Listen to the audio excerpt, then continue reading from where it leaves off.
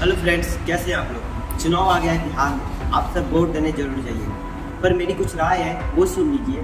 चुनाव आ तो गया है, पर किस आधार पर देने जा रहे हैं वोट, क्या देखकर और क्या सुनकर देने जा रहे हैं वोट, ये बहुत मायने रखता है। जी हाँ, इस बार 400 पार धर्म के नाम पर होगा या फिर कर्म के नाम पर होगा। कि धर्म फैलाना सरकार का काम नहीं, लेकिन कर्म करना सरकार का काम जरूर है।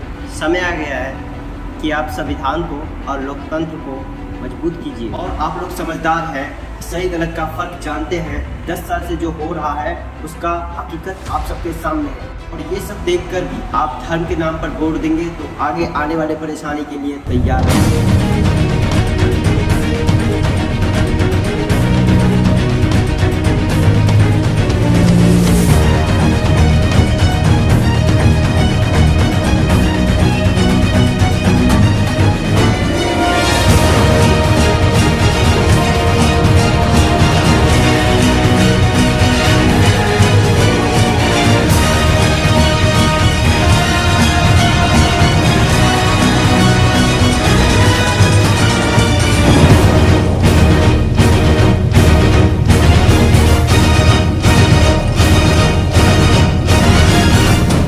ये मैं इसलिए कह रहा हूँ, ये पूरा वीडियो देखिए, आप सबको पता चल जाएगा और सही आपको जानकारी मिलेगी। 10 साल से जो हो रहा है वो आप सबके सामने है। पहली बात आपको याद होगा हाथरस में क्या हुआ। एक 19 वर्षीय लड़की के साथ गैंग रेप होता है और लाश को रातों रात जला दिया जाता है। परिवार मौजूदगी के बगैर अंतिम संस्कार किया गया।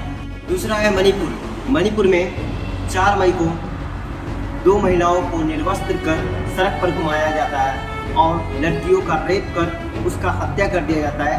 तब क्या इस भारत सरकार को थोड़ा सा भी शर्म नहीं आया। हमारे बहन बेटी को शर्मसार किया जाता है, उसकी इज्जत को तार-तार किया गया, पर हमारे सरकार टीवी पर नंगा नाच देखता रहा। मणिपुर कई महीनों तक जलता रहा, वहाँ दंगा फसाद हुआ, पर सरकार कोई एक्शन नहीं लिया।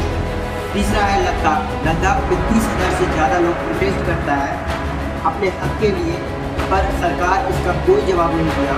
उसके बाद सोनम वांगचुक 21 दिन का अनशन करता है, पर फिर भी सरकार सुनने को तैयार नहीं। मैं आप सबको बता दूं, ये वही सोनम वांगचुक है, इनसे इंस्पायर होकर 3 इडियट्स में रांचो कैरेक्टर को बनाया गया था। इनका कहना है 2019 में लद्दाख को 6वें शेड्यूल में रखने का वादा किया था सरकार ने, पर वो भी पूरा नहीं किया गया। चौथा है सिंधु बॉर्डर किसान संगठनों का मांग है कि 23 फसलों पर न्यूनतम समर्थन मूल्य यानी MSP दिया जाए, पर भारत सरकार उस पर तरह तरह के आरोप लगाते हैं और उस पर रबर बुलेट चलाया जाता है। किसान को खालिस्तानी आतंकवादी का नाम दिया जाता है। आम जनता से प्रोटेस्ट करने का हक छीना जा रहा है, सरकार के द्वारा ये सब किया गया है। 5वां है हसदेव जंगल के निवासियों का कहना है कि इतना पेड़ की कटाई हो गया है कि पूरा जंगल मैदान में तब्दील हो गया है, पर फिर भी सरकार कुछ बोलने को तैयार नहीं, कुछ कानूनी कार्रवाई उस सब पे करने को तैयार नहीं। और यही नहीं दोस्तों, ऐसे हजारों केस जिसको लेकर भारत में अंधकार फैलता जा रहा है और इसे रोकने के बजाय सरकार इस पर कोई जवाब नहीं दे रहा है, कोई कानूनी कार्रवाई नहीं कर रहा है। इस साल के बड़ा सनसनीखेज खबर है आप सबके सामने। आप सब जानते होंगे भाजपा के नेता प्रज्वल रेवन्ना, जिस पे आरोप है कि ये आदमी सैकड़ों महिलाओं का दुष्कर्म किया और उसके साथ उसका वीडियो बनाकर उसको ब्लैकमेल करता था। इसमें इतना हिम्मत आया कहाँ से? ये करते समय उसको कानून का डर नहीं रहा, ये सब हुए शर्म तक नहीं आया। उसमें 60 साल से ऊपर तक की महिलाएं भी थी, उसके साथ इसने दुष्कर्म किया, उसको वीडियो बनाया और वो औरत चिल्लाती रही, पर ये दरिंदे बिल्कुल नहीं सुना उसका आवाज़। भाजपा का एक और नेता है बृजभूषण सिंह, जिसने हमारे महिला पहलवानों को यौन उत्पीड़न करने की कोशिश करता है, उसके इज्जत के साथ खेलता है।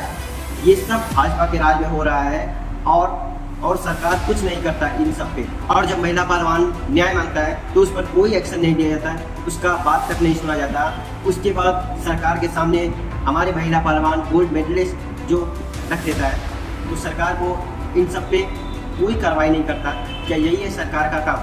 क्या यही हमारे बहन सबके साथ होगा? सरकार कुछ नहीं बोलेगा। दिल्ली का खबर ले लीजिए, दिल्ली में चीफ मिनिस्टर केजरीवाल को गिरफ्तार कर लिया। ये भारत में पहली बार हुआ है कि किसी चीफ मिनिस्टर को गिरफ्तार किया गया, वो बिना किसी सबूत के। अभी तक कोई सबूत हाथ नहीं लगा है, कोई साबित नहीं हुआ है, बट अभी भी वो जेल में है। जी हाँ, किसी और पार्टी का नेता करे तो उसे जेल, और भाजपा के नेता करे तो उसे बेल। ये कहाँ का न्याय है? ये हो क्या रहा है हमारे भारत में? आरोपी को सजा देने के बजाय उसे बेल दिया जा रहा है, उसे खुली छूट दिया जा रहा है, तो वो कुछ भी करे। क्या यही हमारे भारत का कानूनी कहता है? हमारे सरकार में ऐसी ताकत कमज़ोर हो गई है क्या, जो इन सब पे शिकस्त नहीं कस रहा है, इस पर कोई कानूनी कार्रवाई नहीं कर रहा है? ये इतना डरती क्यों है भाजपा अपने लोगों से? भारत में ये सब हो रहा है और आप सबको ब्रेन वॉश करने की कोशिश कर रहा है ये IT सेल वाले व्हाट्सएप माफिया। मैं दोस्तों बस इतना ही कहना चाहता था, और आप सबको ये जानकारी मिलकर बहुत कुछ जाना होगा, और आप सब वोट देने जाइए तो ज़रूर ये सब देख कर जाइए, ये सब सुन कर जाइए। अंधविश्वास किसी पर मत कीजिए, और इतना ही कहूँगा, अपनी आंखें खोलिए और सच के लिए बोलिए। जय हिंद।